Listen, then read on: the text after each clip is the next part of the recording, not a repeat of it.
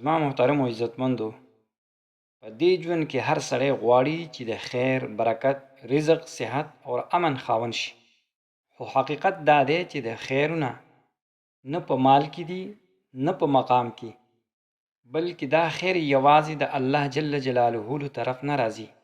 ځینې خلک مال لري خو سکون نه لري، ځینې خلک شهرت لري خو زړه خالی وي، ځینې صحت لري خو روح یې زخمی وي.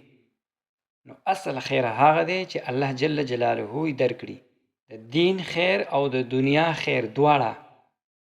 قرآن کریم کې الله جل جلاله فرمایي: ادعوني استجب لكم، ما وبلئ زبم دعاګانې قبول کړم.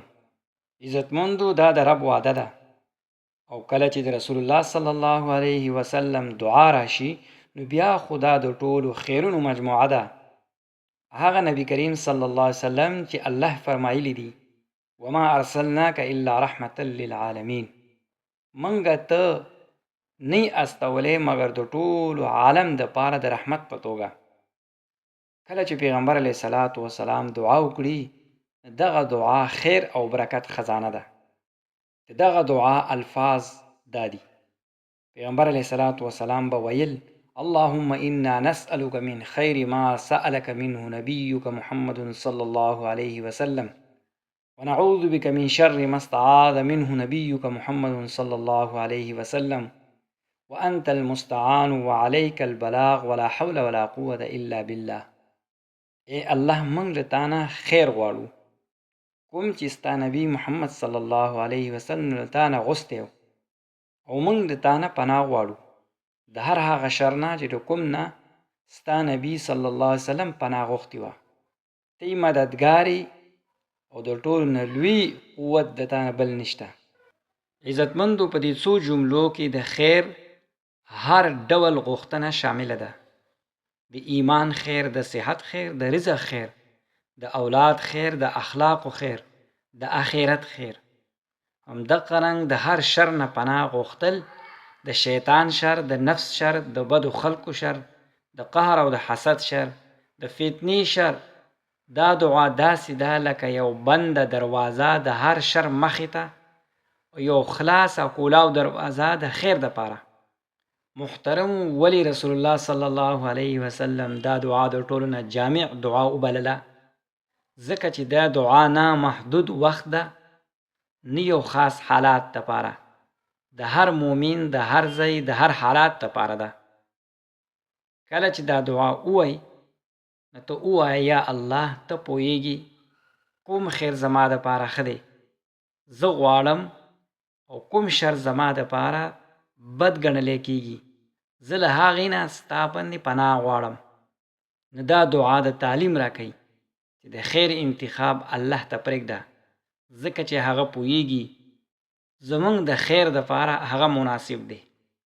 قرآن کریم کې یو ځای کې الله جل جلاله فرمایي: وعسى ان تکرهوا شیئا وهو خیر لکم. وی ممکنه ده چې تاسو څه بد ګڼئ خو هغه ستاسو دپاره خیر وي. کله چې دا دعا کوئ نو دا وایه: یا الله، ته غوره او ښه پوهیږي، زه نه پوهیږم، زما دپاره هغه غوره کړه چې ته پرې راضي یې. او د نبی کریم صلی الله علیه وسلم د سنت نه دا هم ښکاره کېږي. هغه به ویل: الله، زما دین اصلاح وکړه، دنیا اسلام مې وکړه، او د آخرت مې ښه کړه. د ټولو خیرونه هم دغه دعا مفهوم کې راځي. حضرت عمر بن خطاب رضی الله تعالی عنہ به هر کار نه مخکې دا دعا ورته وی وي: الله، خیر غواړم، خو هغه خیر چې تره پرې راضي کېږي. حضرت علی رضی الله تعالی عنہ به ویل: هغه سړی بختور دی چې الله ته پرېږدي او هغه د ولد خیر انتخاب وکړي. حسن بصري رحمه الله به ویل: که انسان دا دعا هر ورځ کوي نو الله د هغه دپاره د خیر دروازې کولاوي، حتی که هغه پې نه پوهیږي. محترمو، دا دعا د انسان ته توکل، سکون او تسلیم ورکوي. کله چې ته دا دعا کوي دا وایه: زه خپل ټولې معاملې الله ته سپارم، ته یې ښه ترسره که. په دې دعا کې د زړه تسلیم، د نفس سکون او د روح اطمینان شته. همدا وجه ده چې دا دعا د اولیاء الله معمولو، ځکه چې دا یوازې غوښتنه نه ده، دا د تسلیم علامت دی. زما محترمو، که ته غواړې چې الله در سره وي، خیرونه درکړي، د هر شر نه دې وساتي، دا دعا خپل ژوند عادت جوړ کړه. په سهار لمانځه نه وروستو، د ماښام نه وروستو د مشکلاتو فکر وکوه، د پریشانو په وخت کې دا دعا وایه، د زړه د خلاصه د اخلاص سره وایه. الله جل جلاله به د نبی کریم صلی الله علیه وسلم خیرونه تا ته هم درکړي. اللهم انا نسألك من خير ما سألك منه نبيك محمد صلى الله عليه وسلم ونعوذ بك من شر ما استعاذ منه نبيك محمد صلى الله عليه وسلم وأنت المستعان وعليك البلاغ ولا حول ولا قوة إلا بالله. اے الله موږ له تا نه هغه ټول خیرونه غواړو کوم چې ستا نبی محمد صلی الله علیه وسلم له تا نه غوښتي.